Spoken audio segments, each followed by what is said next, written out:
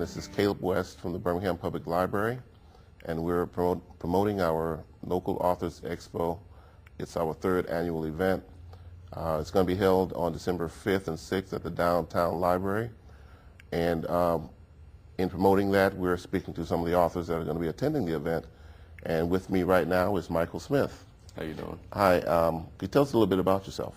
Okay, I'm originally born and raised here in Birmingham, Alabama, and about 12 years old, my mom got married, so we moved away for a couple of years. I ended up coming back here after I finished high school in Cortland, Alabama.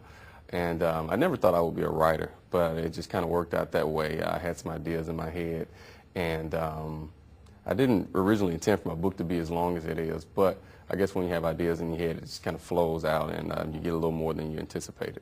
Okay, and what prompted you to start writing? Well, actually, I just kind of saw some things, in the community as far as our relationships go. It's a romance, of course, and it's based on biblical principles. It's got some differences between the biblical principles that were once practiced and the principles of dating, the way they've changed in today's society. And it just kind of was one of those things where you see so many divorces and you see people kind of go through a lot of ups and downs in relationships.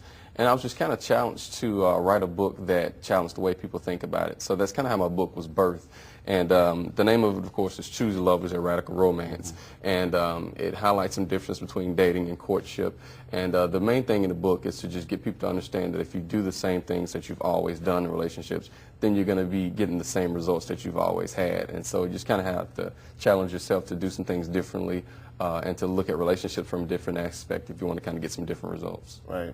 Let's talk about the title. It's a little unusual. How'd you come about that? Well, the title actually came from just that.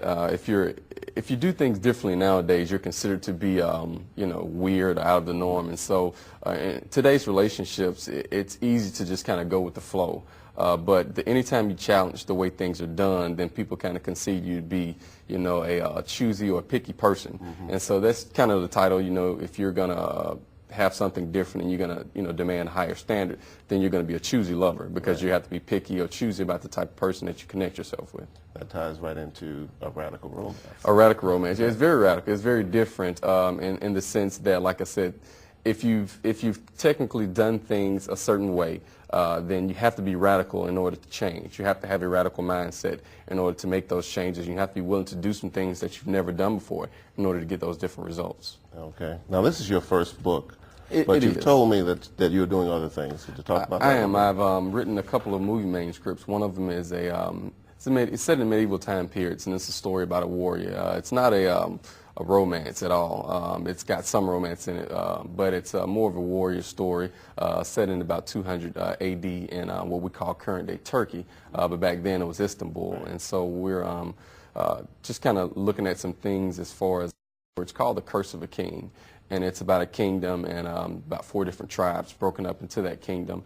And this one particular warrior has a very unique story. And I kind of wanted to chronicle that story and go through some ups and downs in his personal life. Because a lot of times we see, like athletes or celebrities, and we see the great things that they do and how people, exalt them for great things. But we kind of don't see their personal story. So it's almost like a E. True Hollywood story based in 200 AD. So it sounds like your stories kind of tend to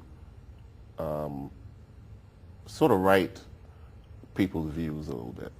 Yeah, absolutely. Anything that I write, I try to write a human aspect because, if you're reading a book, one of the best things you can do as an author is make the book where people can understand things easily and where they can kind of see themselves fitting into that story. So if you write books on a human level, you write them to where people can identify with certain characters, whether it be a particular situation or that characteristic of that character. And it makes it a lot easier to read, in a society where, reading is not as common as people listen to the book on CD or, looking at TV.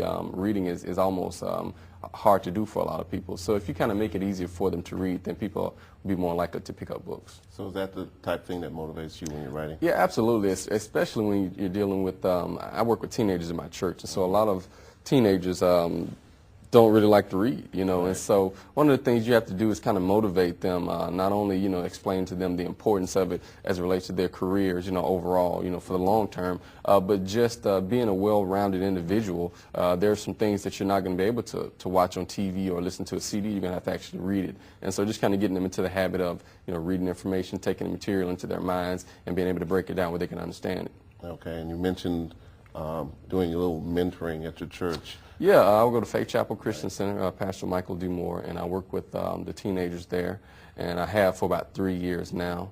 And currently we're working on a lot of great things. We're currently restructuring the way we've done things. Of course, in the past I talked about being radical and changing, and we're just in a society where change is necessary. I mean, technology changes every day. Just everything changes, so you just kind of have to be on the cutting edge. You have to kind of be willing to step out there and do some things. And so right now we're trying to find better ways to relate to our teens, better ways to relate to the parents, because of course we have a part to play, but the parents have a bigger part to play because the teens actually go home with the parents. Right.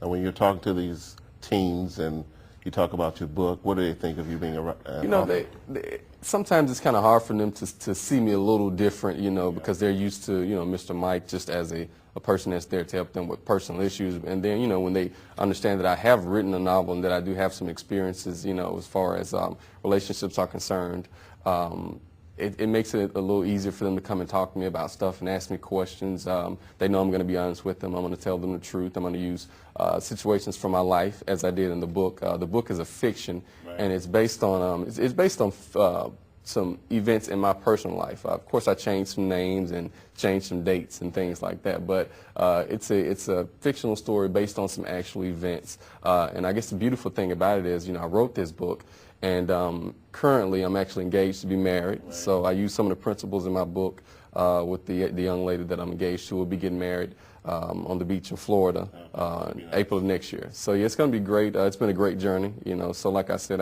I use personal things. I use things from my life to explain to people how they can have different results and how they can find another person. It may be a little different than what you're used to, and it may not be the same process that everyone else is doing, but it can get you some great results. Those who have read the book, some of your friends, do they see themselves, or do they point to things and just know it's them? Yeah, some of them they do.